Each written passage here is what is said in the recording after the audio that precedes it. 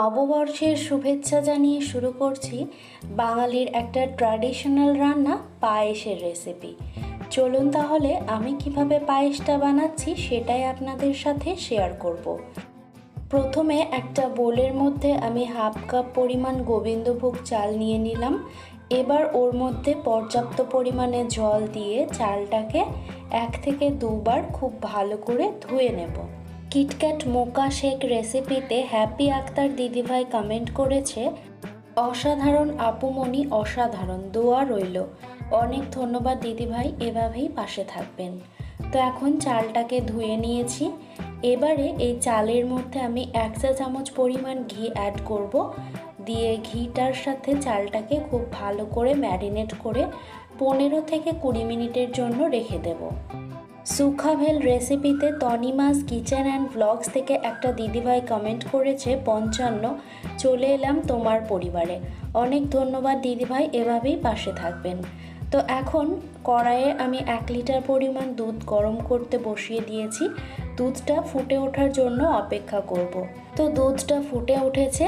এখন একটা পাত্রের মধ্যে এই 2 হাতা মতন দুধ আমি তুলে নেব। বানি রয় মিউজিক থেকে একটা দিদিভাই কমেন্ট করেছে, সন্ধ্যাবেলায় গরম গরম চায়ের সাথে এরকম মুড়ি মাখা সত্যিই অসাধারণ। অনেক ধন্যবাদ দিদিভাই, এভাবেই পাশে থাকবেন।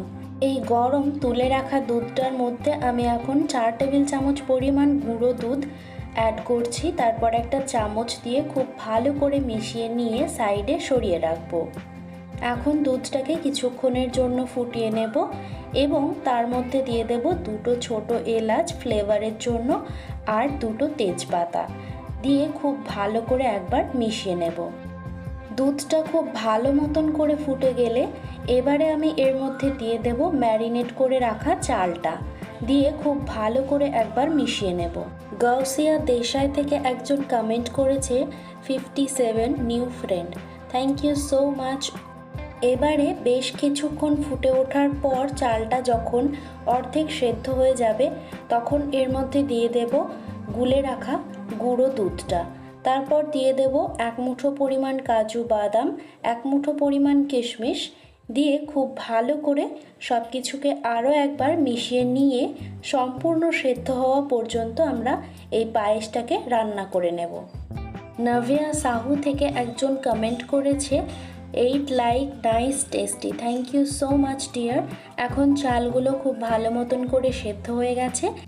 এখন আমি মিষ্টির জন্য দিয়ে দিচ্ছি হাফ কাপ পরিমাণে চিনি আর টেস্টটাকে ব্যালেন্স করার জন্য দিয়ে দিলাম 1/4 চা চামচ পরিমাণ নুন।